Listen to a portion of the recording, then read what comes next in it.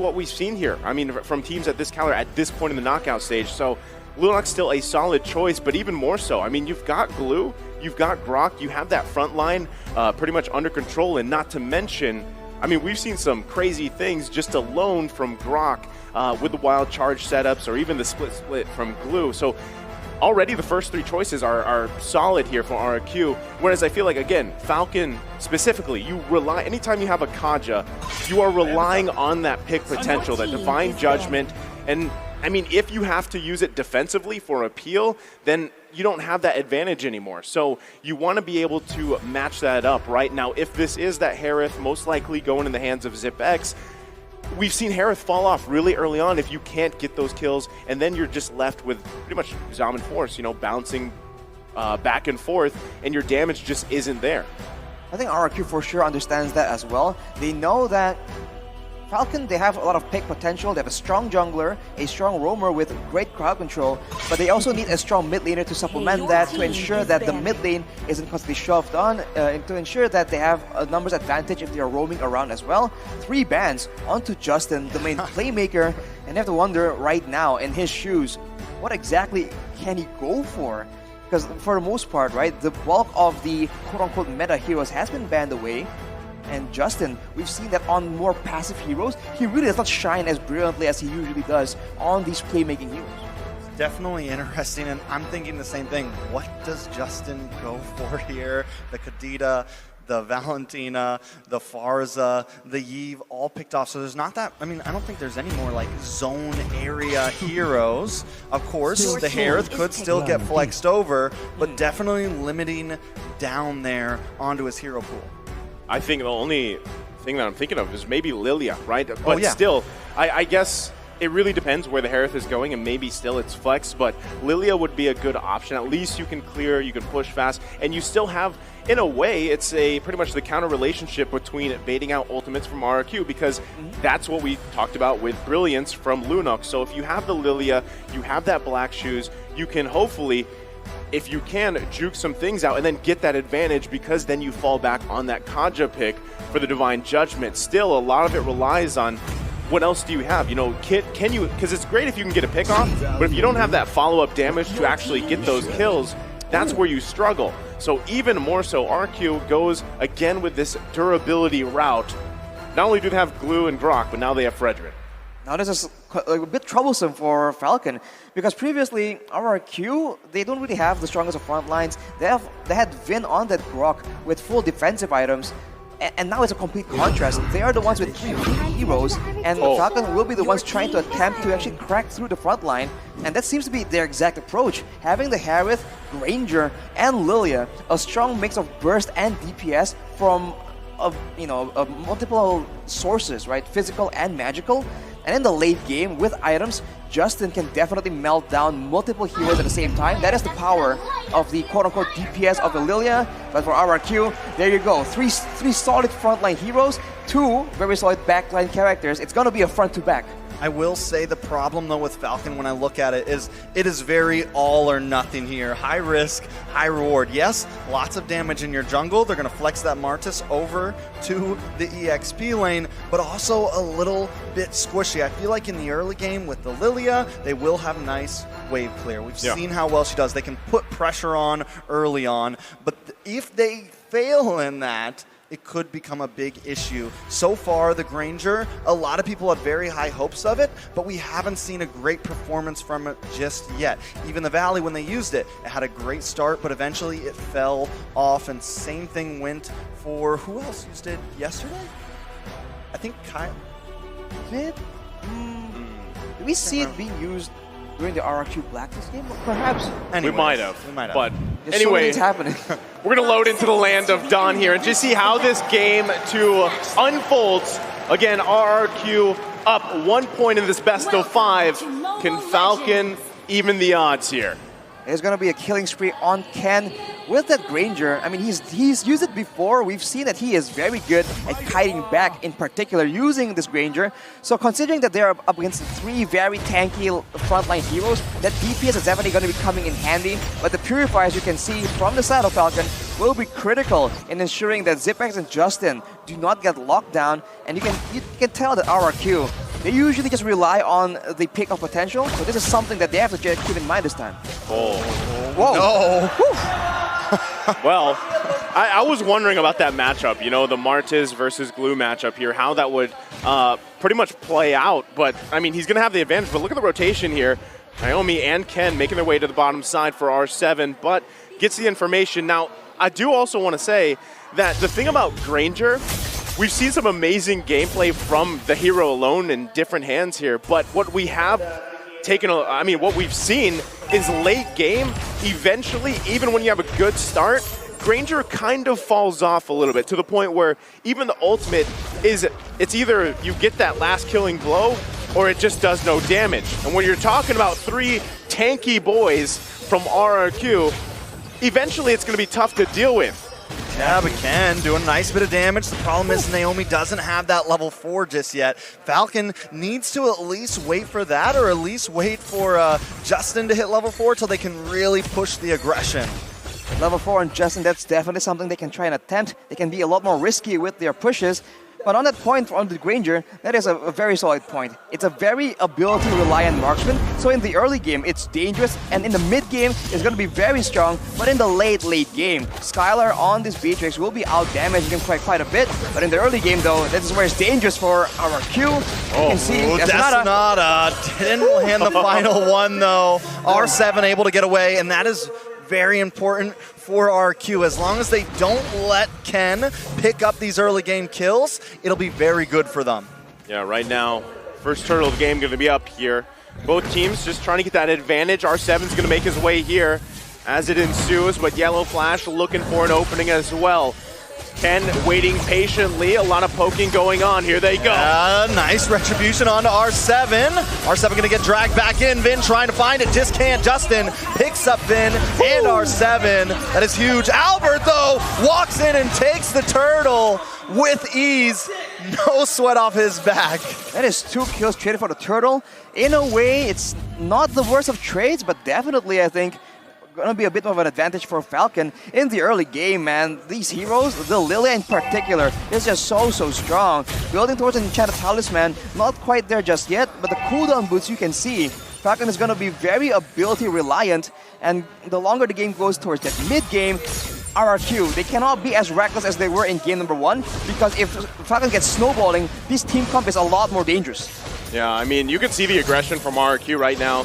Trying to get into the jungle. This is the nest, right? Back to the keys to victory. They are trying to invade the nest here of Falcon and work around it, because honestly, Falcon has to also pay attention to Skylar. If they can find picks up there, give that little bit of advantage to ZipX, that's best case scenario for Falcon, especially mid-game, because you want to allow this Harith to get online as fast as possible, has that mystery shop too, so you can really play around those power spikes, those timings, and anything here, Arashi, that sticks out to you in terms of emblems. Well, as usual, it's no real surprise because everyone wants to go for a bit more movement, but afterwards you can see an Avarice emblem being used by R7, so he knows that the lane is going to be scrappy. He will have opportunities to try and just whittle down the HP bars of Yellow Flash, so making full use of that. So it's going to be a faster power spike as far as items is concerned for R7, and quick note, he has a sprint instead of the Vengeance, so this is why he was able to be taken down so fast in the previous fight, but this also means that later on, he can stick to whoever he wants to. A Glue on a split with a sprint. Literally stick to them. Yeah, exactly. Right? I mean, that's usually what we see with just Glues in general, but still, it's a good point because honestly, your whole objective here for R7 is to basically do the same thing we saw him do with Joy, right? Be just that annoying nuisance for Falcon. But right now, they're going to go ahead and fight for this second turtle of the game, half health. Naomi able to lock on to Vin once again. Yellow Flash finds that kill. R7 trying to get into the back line with the split. Albert does take the turtle, though. Naomi taking a bit of damage. Ken goes down. Naomi and Yellow Flash now on the run. Rrq responding fiercely. That is quite catastrophic, man. Ken, the jungler, was the one that fell from Falcon, traded for Vin.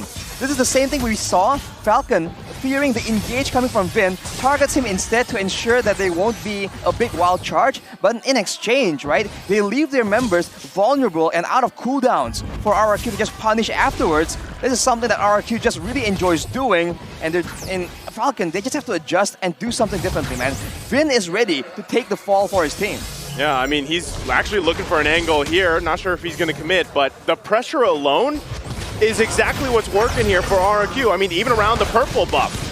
A lot of damage does come on to Albert, but he is a tanky boy along with Vin. Clay also being some kill threat. Zipex does drop the Zaman's Force, trying to lock on to Vin here. Still Gonna going. need to watch out for Skylar, though. Doing a nice amount of damage. Ken and Naomi also here as well, but the disengage does happen. So, I mean, this is the thing, right? Going back to that Granger pick, you want to have it for that early game advantage. The burst should be there, even in mid-game. But when you have this kind of a start, it's really tough here. And yes, these two are going to go at it here. I don't think anyone's going to go down. But still, it's a struggle for Ken at this point, especially because Albert now picking up that Radiant Armor. I mean, he's having a great game so far. Let's take a look at the items real quick here, Rashi. Well, as you mentioned, Ken with the Hunter Strike, attempting to just get a lot more value, more chase, more slowdowns. And Justin now with the Enchanted Talisman, that's a lot of clear, a lot of DPS still. It only depends if Rrq actually stick around and crowd together for the damage to come through. And especially with the Radiant Armor completed for Albert, he's going to be a lot more comfortable just staying in the pit, contesting those mutual objectives. Is what we've seen happening since the first turtle. Yeah, I mean, and the fact that Zipex is just getting pushed in right now in his own lane, it is very, very bad, especially for this next neutral objective, because Skylar can now rotate down. And with that sniper, going to bring Justin down to about half health. Vin with the conceal play, but mainly just opening up space, drops a wall. Ken does a nice amount of damage with Vin with a wild charge. Albert takes the turtle, and down goes Ken. Clay comes in, trying to do some damage.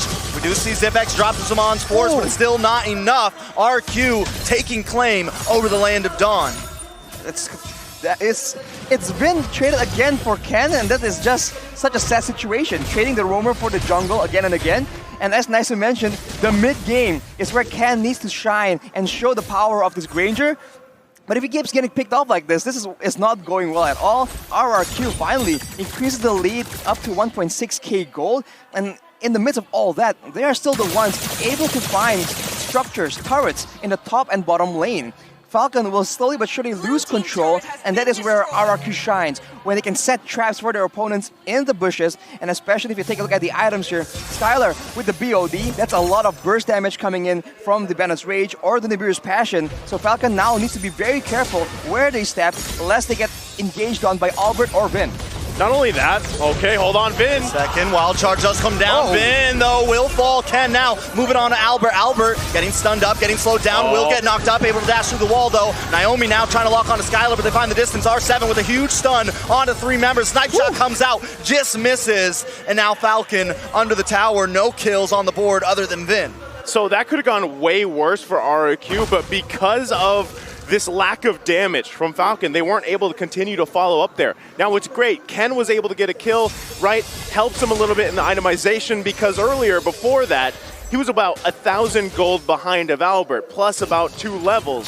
So, like you said, like we've been saying, he needs to be able to shine. There's the damage. Ooh, that's a lot of damage, but he doesn't have the Death Sonata right now. Naomi trying to come into the backside. Justin as well, diving under the tower. Skylar tries to hit above, but cannot weave. Albert now moving on to Naomi. Naomi will fall. Albert, look for Justin. Death Sonata comes out, but still not enough damage. Justin doesn't have the black shoes. Needs to try to walk away from this. Gonna walk right into R7, though. He's able to move, but he goes down. It's a 2-for-2 trade on the map.